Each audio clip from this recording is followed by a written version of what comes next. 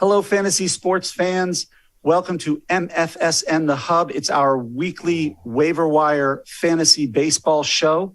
I am your host, Casey Scheinvold. Dan, who is normally hosting, will be back next week, so fear not. He's doing well. He's just off on other ventures. And I'm joined, as always, by the one and only Ross the Boss. Hey, everybody. I'm Ross the Boss. And I want to talk baseball waiver wire with you, cowboy. Flash to the bone, Casey Scheinvold. Thanks for the introduction. I'm excited. We got the bad news today about Max Scherzer. I can never say his name right. He's out for 6 weeks, oblique tear or strain, whatever you want to call it. Huge loss for the Mets case. What do you think? Oh, the Mets and the Mets and the White Sox were two of our top teams going into the season, and they've just been decimated by injury. I mean, DeGrom is out, and now Scherzer also. I know they have a lot of pitching depth, but this is bad. Pretty bad. I mean, I know people, Scherzer is hurt. You know, he's old. This has nothing to do with this throwing arm. This something happens when he strained it. There's nothing you can do. He'll be back by mid-June, I think. I think he'll quit. Yeah, in some ways, actually, it might be a blessing in disguise for the Mets because let's be honest, the NL East we talked about preseason as being pretty tough division, but the Phillies bullpen is a mess, and they don't look like they're gaining any ground on them anytime soon. The Nationals are horrible. The Marlins are young and inconsistent, and the Braves, the defending World Series champion Braves, haven't put it together yet. So if they can tread water and stay at the top or near the top of the division, they'll get Scherzer and DeGrom back with fresh arms because they won't have thrown as many innings. So in some ways, it might help them come October. Good observation. I like that. So let's talk waiver wire baseball. What do you think? Let's do it. All right. Just to refresh everybody, we are talking about players for you to pick up who are owned in less than 60% or less in Yahoo leagues. We're going to give you some big names, hopefully names that'll help you. Ross, who are your two top names coming into this week? My two. So, let me think. I'm just kidding. Cole Calhoun of the Texas Rangers has been on fire, hitting 340 in May, Casey Scheinvold. 340. I know he's 34 years old, but in 2019, he had over 30 home runs. This guy is just tearing the cover off the ball. Cole Calhoun is my number one pickup right now on waiver wire. If you go on our YouTube page, you can see my in-depth analysis on him, but he's a for sure pickup. Another one that I like this week there's a few, but I've mentioned his name before, Brandon Marsh of the California Angels. Brandon Marsh of the Los Angeles Angels. You're yourself a little bit there. I know. Brandon Marsh of the Los Angeles Angels, not Anaheim, Los Angeles. He's been hitting over 300 for the month of May. He looks like a homeless guy. I talked about him before, but he's hits for power. He can steal bases. The Angels are in first place. He's one of the reasons why. They have a great lineup in Anaheim. They should be very happy about it. And Marsh, to me, he's going to have a fantastic year. He's not going to slow down. And he's a guy that can hit over 300 and have about 25, 30 home runs. Pick him up now because he's not going to be available in a couple weeks. Yeah, Brandon Marsh is a great pickup. You know, the Los Angeles Angels of Anaheim are confusing to me because Joe Adell is this top shelf prospect, right? He destroys minor league pitching. He had a great spring. He comes up flailing. He was batting on the interstate, I think, by the time they demoted him. He goes back down. He crushes the ball again now that he's in the minor leagues. Do you think we're going to see him again? Do you think he can be effective? Oh, yeah. Because he's not owned by a lot right now. Joe Adell they want him to play every day. So the Angels don't have the room to play him every day right now. So God forbid if somebody gets hurt, they'll bring him up. If not, he'll probably be for sure in August. But again, they want him to play every day. He's in the minors playing every day. And it's just, as long as the Angels have the starters are playing great. There's no weak link on that team. So Joe Adell, I think he's just better off just playing in the minors right now. Yeah, he's confusing. Okay, for my top two picks, I'm going to talk about the cover boy because I'm a Yankees fan. So if there's a Yankee who's worth picking up, he automatically climbs my list. I can admit my bias, but it's Clay Holmes. You own him in one of our fantasy leagues. The guy is unhittable. And now last night he got a two inning save because Aroldis Chapman has been very, very poor. He's given up runs in his last 4 appearances. So I think Clay Holmes might be primed to take over the closer role here in the near future. He's a heavy sinker baller, and he gets strikeouts. So he doesn't get the ball hit in the air on him, and he strikes people out.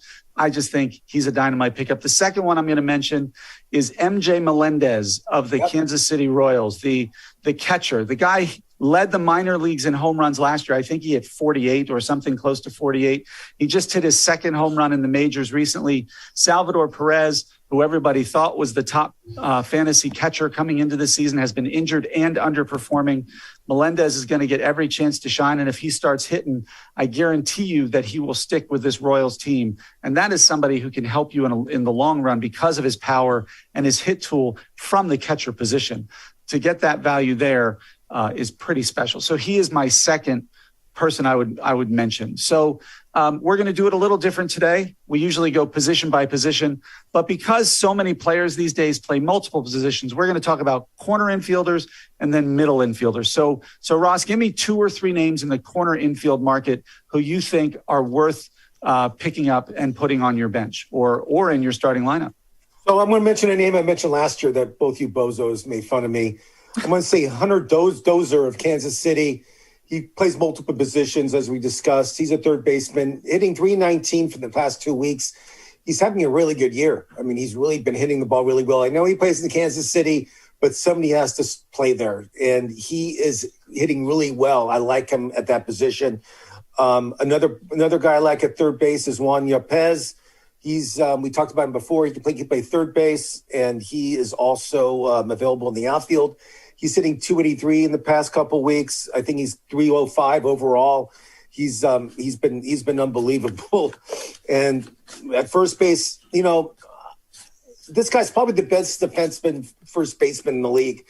Christian Walker of Arizona. He's been hitting really well the past couple weeks, and defensively, he's probably the best in the league playing that position. I like Christian Walker a lot. I feel he'll just get better and better when time goes on. And I want to hear what you have to say. Yeah, I had Christian Walker at the top of my corner infield list too. I watched him hit a couple home runs over the weekend or earlier this week that were just no doubters, and he looks really locked in at the plate. So that's a really good call. I'm going to mention he's not an everyday player typically, but he's playing every day in Milwaukee right now, and that's Jace Peterson. This guy qualifies all over the field, first and third, as well as second base and the outfield. And in the last 2 weeks, he's stolen 6 bases and scored 16 runs. He's not hitting for great average, but his average is, what is it here? It's .224. It's about 16 or 17 points below league average, but with what you're getting in steals and runs scored, it definitely makes up for it. So he's somebody I'm a big fan of. Mike Moustakas, let's go with 2 of your Cincinnati Reds. Mike Moustakas and Colin Moran are both doing pretty well. Moustakas has 3 home runs, 10 RBIs, and is batting .260 in the last 2 weeks. That's pretty darn good for him. Colin Moran isn't hitting for a good average at all, but he is driving in runs like bananas. It seems like anytime Cincinnati scores, Colin Moran is the guy driving them in. 21 RBIs in the last 2 weeks. That's pretty nutty. If you ask me. Let me just comment something about that. As soon as these guys will start hitting and the trade deadline comes around, the Reds will be trading Moustakas. They'll trading Moran. They'll trade. I'm serious. It's not even a joke. It's the truth. So if you pick them up, they're not going to play for Cincinnati the whole year. There's no way. The Reds will trade anybody they can to save $1. So I'm a Reds fan. I can say that. And so what is your opinion on the Castellinis? They should sell the team. They're the least richest owners in baseball. They have the least amount of money. That means anything. I mean, they're still multimillionaires. They still have like $400 million, right? Yeah. They have plenty of money, but you know they're in it to make a profit. They don't really care to win. They're there to just cut costs. You know, charge a lot at the ballpark for hot dogs. And I wish they would sell the team to either me or Dr. Dan Ratner. We're making a little offer for them. We'll see what happens. But long story short, it's just upsetting. I really get upset. Yeah, I can imagine. It's pretty frustrating. At least you have the Bengals now, though. The Bengals look good. And a couple guys you missed, I want to talk about really quick. Miguel Cabrera, who just had his 3,000 hit. Future Hall of Famer. People saying, Ross, he's really old and he can't play baseball anymore. Oh, really? He can't play anymore? In the past 2 weeks, he's been hitting .327 with 2 home runs. He's been tearing the cover off the ball in Tiger Stadium. And that place, when the summer hits, it's a lot easier to hit home runs. I remember when Prince Fielder hit a home run when he was 13 years old in Detroit. It was unbelievable.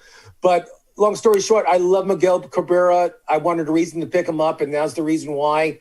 And another guy is like owned in like 3% of the leagues is Darren Rough from San Francisco.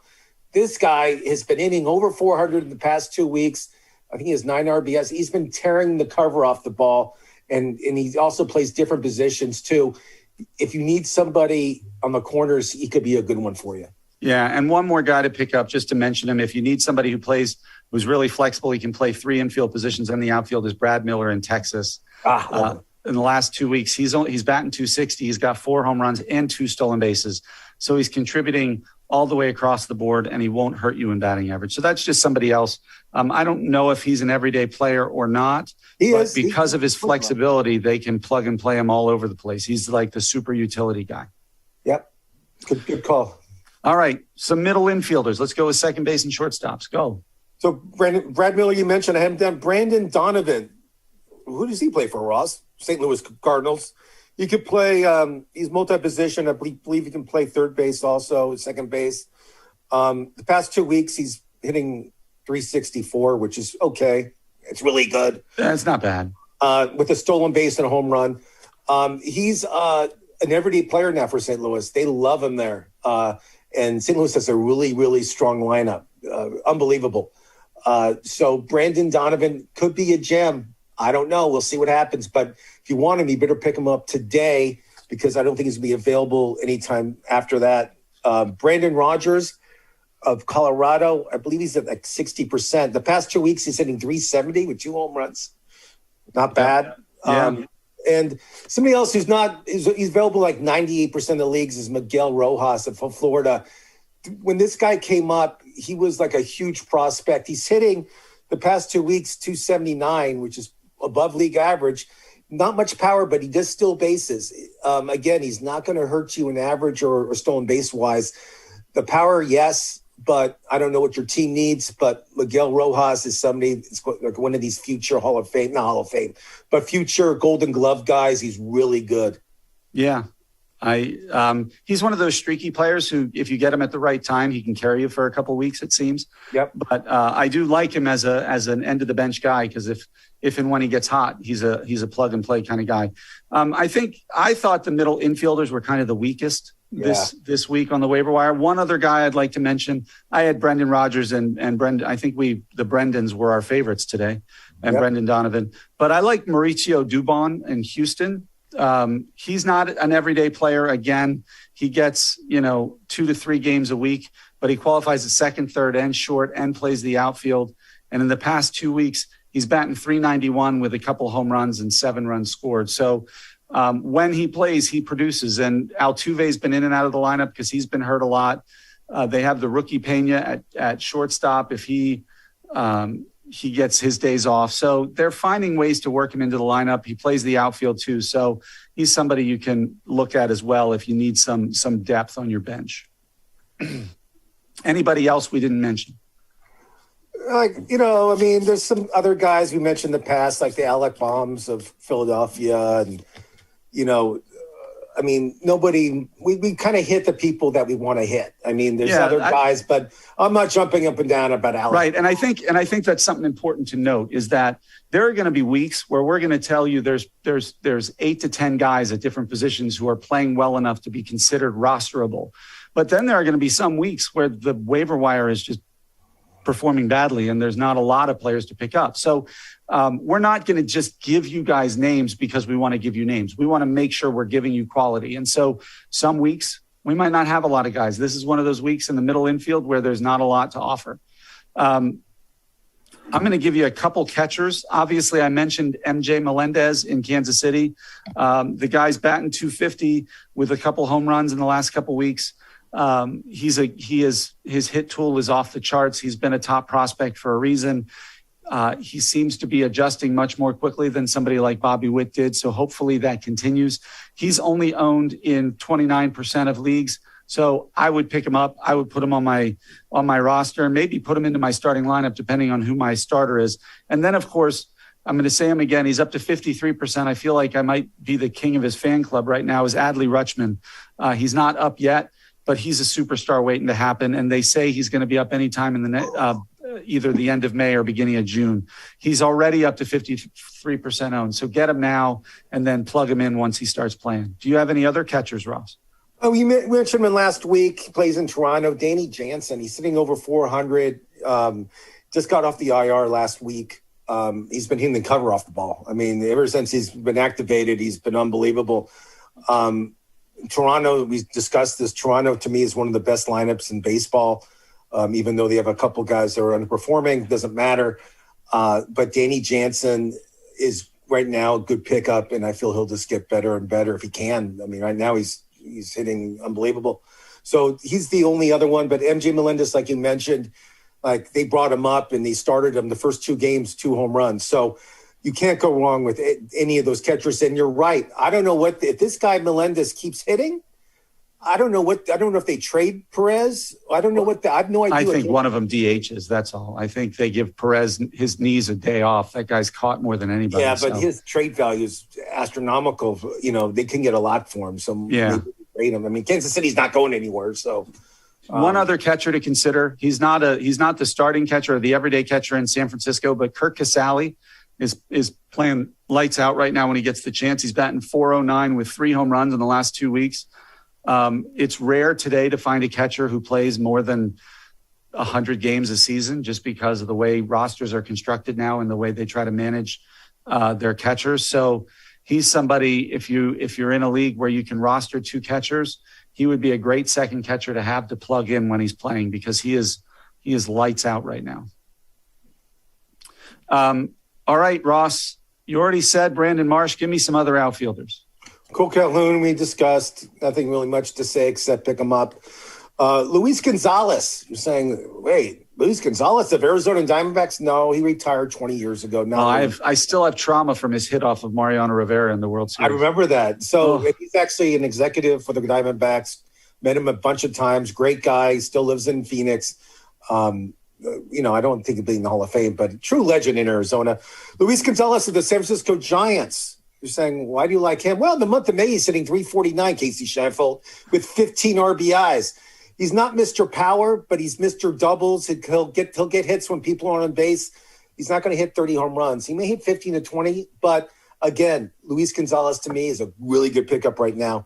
Brandon Nemo of the Mets. You're saying he's not over 60%. No, he's barely over the 60%. Last 2 weeks, he's hitting over 340, 348 to be exact. And Brandon Marsh, I mentioned already too. Those are the one. Yeah, I'll give you one more. He plays for the Colorado Rockies. Jonathan Daza. Jonathan Daza. Yeah. Thanks. He's hitting 364 in the past 2 weeks, tearing the curve off the ball. Again, he plays in Colorado. Easy place to play for a hitter. He could be a nice gem to pick up right now. Daza is definitely ready to be picked up, and I feel he'll just get better and better because that thin air in Colorado, the ball goes far. And Daza's could be like the next Dante Bichette. We don't know. Or we don't know. We have no Larry Walker. I have no idea. Yeah.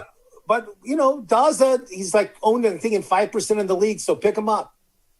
4%, actually. Yeah. All right. I'll give you a couple other names. How about Mike Yastrzemski in San Francisco? Wait, Carl Yastrzemski? He came out of retirement? Yeah, he came back. I think that's his nephew, right? It is his nephew. Yeah. But he's in San Francisco, and he just hits, man. It's all he does. He's batting .318 with a couple home runs, 10 runs scored, 10 RBIs in the last 2 weeks. San Francisco plays really solid fundamental baseball. Those guys don't seem to go into slumps. So that's somebody I would consider. How about your Tyler Naquin there in Cincinnati? Batting .333 over the last couple of weeks with a home run and 2 stolen bases to go along with his 10 RBIs. Cincinnati seems to have learned how to win at least some of their games in the last couple of weeks, and he's one of the reasons why. You said Jonathan Daza. I'm a big Harrison Bader guy just because he's willing to run and he scores a lot of runs. He's had 3 stolen bases in the last 2 weeks. He plays a center field. He plays like his hair's on fire. I just like guys who play that way. And Tommy Pham is still plugging along. He's not as hot as he was a few weeks ago when we were pushing for him hard, but he still has a couple stolen bases in the last couple of weeks. And this is a guy who knows how to hit. He knows how to hit for power. He knows how to hit for average too. So I have a feeling that's another one of those guys, Ross, you're going to be talking about come August who is playing for another team. I agree 100%. Anybody on Cincinnati is gettable. Austin Hayes just came back from injury in the last couple of weeks. He's batting .343. Ben Gamel is still hitting in Pittsburgh, .261 with a couple home runs. Not as hot as he was, but another guy who you could consider. Did I miss anyone? We gave a lot of good names. I mean, yep. Some of these guys will be on your waiver wire. Some of these guys you should definitely pick up and drop some of the guys who are not performing. Yes. All right, give me your starters. Let's move to the mound. Who do you have as starters? I'm going to go with my Cincinnati Reds. See, this guy pitched a no-hitter and lost. I mean, that's how bad Cincinnati is. Hunter Green, past 2 weeks, Casey Scheinfeld, 14 innings, 28 strikeouts. 14 His stuff was nasty. I mean, he throws 103, 104 miles an hour. He is the real deal. With him, it's just location. If he gets lit up, he gets lit up a lot in the first couple innings. If not, you're in trouble. When he settles down, he settles down. So Hunter Green, I like a lot. Nick Pavetta of the Boston Red Sox, he pitched Wednesday, 9 innings. Complete game, yeah. 2 hits, 1 run. His past 3 starts, he's been unhittable. He's been great. And he beat Houston, who's a really good hitting team. I also like, you're going to have to help me with this name. It's Japanese. Am I Japanese? Yusei Kikuchi. Yusei Kikuchi. His past 3 starts, he's only given about 3 earned runs, Casey Scheinfeld. I know. He's been pitching great. He's on my list. And I love, as you know, I love Toronto pitchers.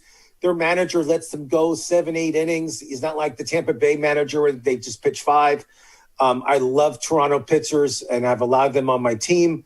And right now he's available in a lot of leagues, and I love Japanese pitchers. He's a good one. Zach Logue of Oakland, I like. He's a rookie, has never had a bad start yet. He's just been on fire.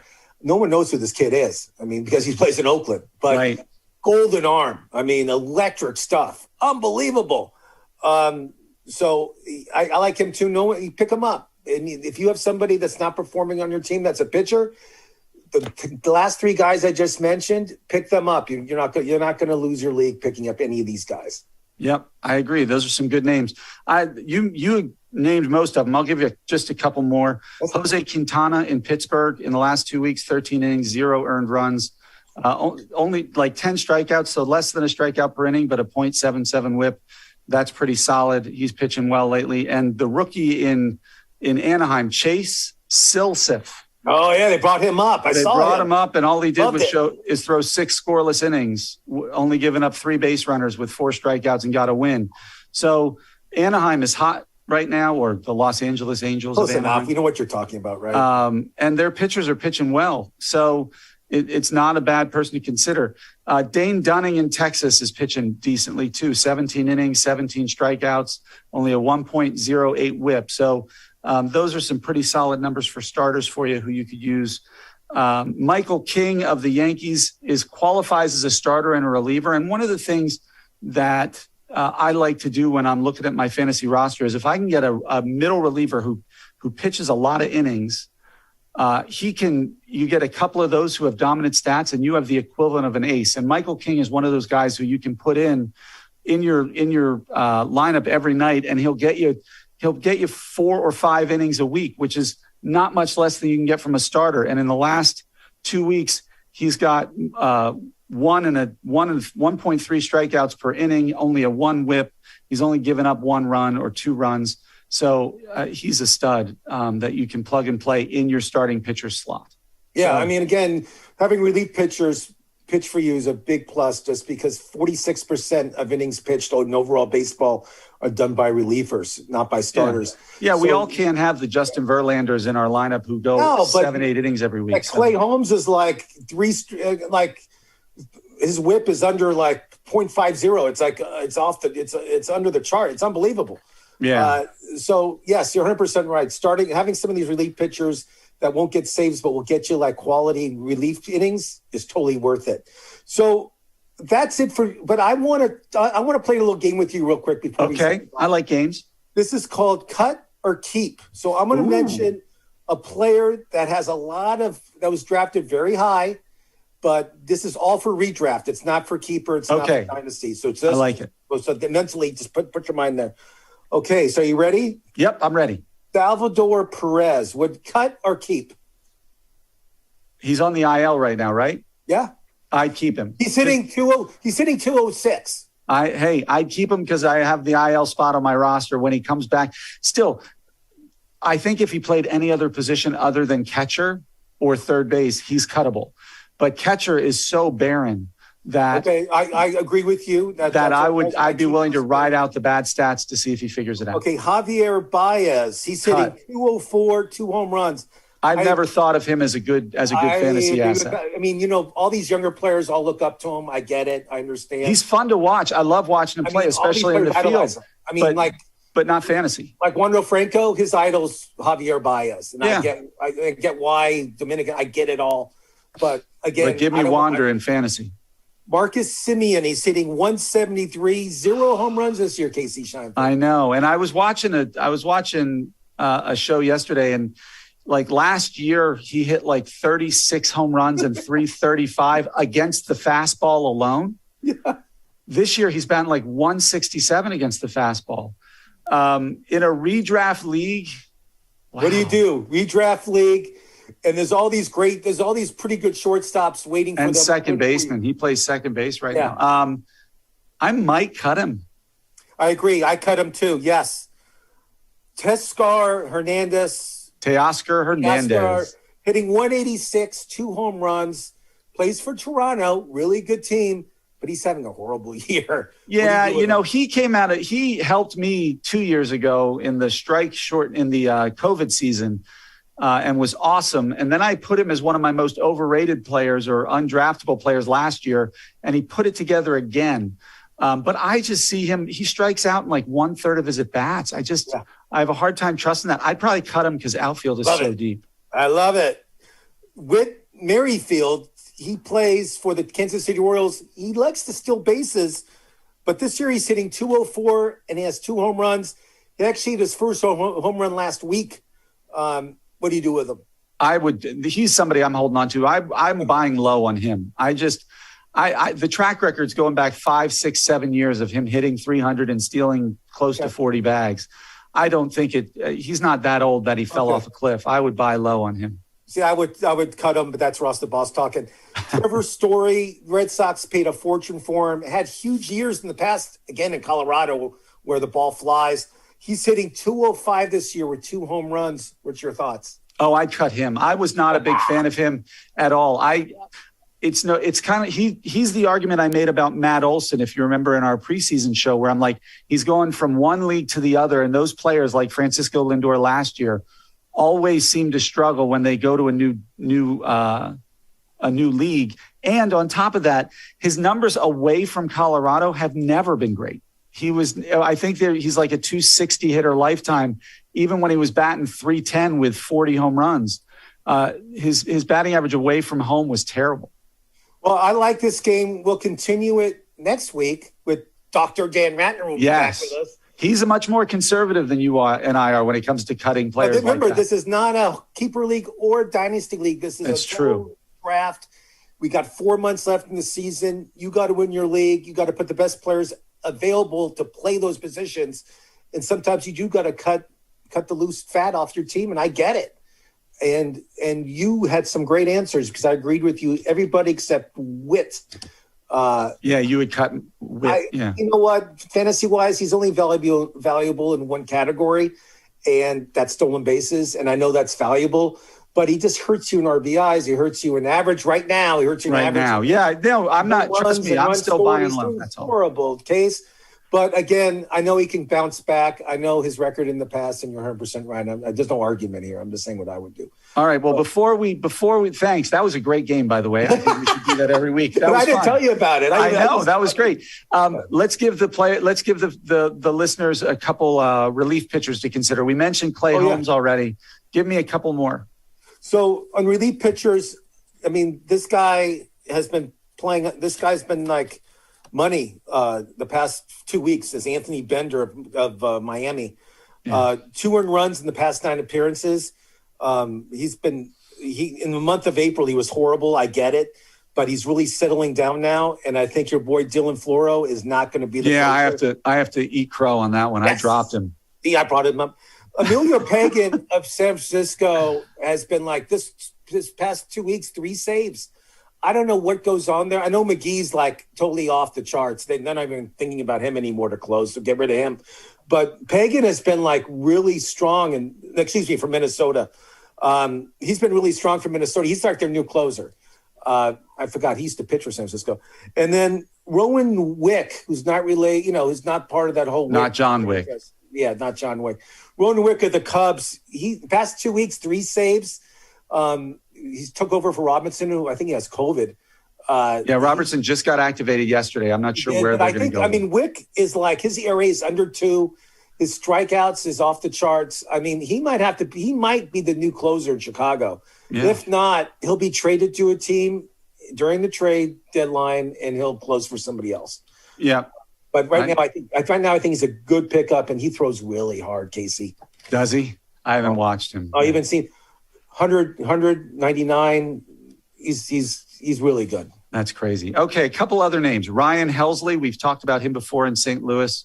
The guy just continues to not give up runs. Still a 0 ERA over the last 2 weeks, 2 wins in it too. He gets to pitch those close game innings, so he also gets some wins snuck in there. JP Fireeisen in Tampa Bay, another guy who's a poacher of wins, again with a 0 ERA and a .45 WHIP in the last 2 weeks. Wow. I think Alexis Diaz might be the best reliever in the Cincinnati bullpen. In the last 2 weeks, he's got a win and a save, 5 innings, 7 Ks, a .88 WHIP. I'll let you comment on him in a minute. But the other guy I like is Will Vest. Have you heard of this guy in Detroit? 6 innings, 11 Ks, and he got a save last night. Gregory Soto is struggling. And so Fulmer and Vest could probably step up and take over that closing role. Almost 2 strikeouts per inning. He's striking out 1/3 of all batters he faces. And so he's only got a .79 WHIP. So that's another guy. Tell me, do you watch Cincinnati? Have you seen this? I watch them all the time. Their bullpen's probably the worst in the league, if I had to say a team that has the worst bullpen. They give up runs all the time. I mean, they have some really like Overton. We didn't even talk about him. He's a starter for the Reds. He's been like money every game, but then the bullpen comes in and blows it for him. I feel bad for that kid. But the Reds bullpen is awful. You're right about Diaz. I just don't have no faith in the Reds bullpen. Yeah, it seems like whoever gets that job screws it up. It's like putting gas on a fire. I mean, it's just they get lit up. Is it as bad as it was last year when Amir Garrett and worse. That whole crowd? It's worse. It's worse. That my friends is saying something. We have 3 guys that are the new Amir Garretts on our team. I mean, I don't want to mention their names, but it's just no lead is safe. I mean, they come in and they just give up runs. And again, it's the owner's fault. They're the ones that decided that they're not going to spend money and they don't want to spend it on relief pitchers. Yeah. And it's sad because our starters pitch great games and then they lose in the 7th. Yeah, Tyler Mahle seems to have figured it out. Yeah, he pitched today. He pitched a good game. The Reds actually won today. But, I mean, Tyler Mahle, I mean, he's like 6-7 strikeouts a game. Hunter Green. Castillo's back for the Reds, and Overton, their other starter, they just this young kid who's pitching has not had one bad start in Major League Baseball. He's 6-7 innings every game, and then the Reds figure out a way to lose the game for him. So, yes, don't pick up any. Don't even pick up Diaz. Don't pick up any relievers for the Reds. I'll trust you on that one. All right, scratch Diaz then. All right. Well, Ross, again. It's been a pleasure spending the last 40 minutes with you and talking baseball. I love talking baseball with you. I hope you guys learned some valuable information that you can take and dominate your fantasy leagues. If you like what you're hearing, as always, please like these videos, subscribe to our channel, ring the bell for notifications, feel free to send us comments. We always enjoy talking sports. You can pick the sport, and one of us can talk intelligently about it. Ross can talk intelligently about all sports. I can't, but I can talk all sports. He can do hockey and NBA. I can do everything else, but he can do everything else as well. And horse racing.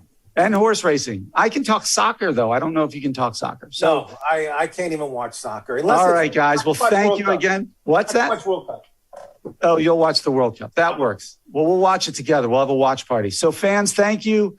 Please come back next week, same time, 4:45 Eastern, 1:45 Pacific, where we'll have a whole new batch of players that can help you win your league. I hope you guys have a nice weekend, and we'll see you next week.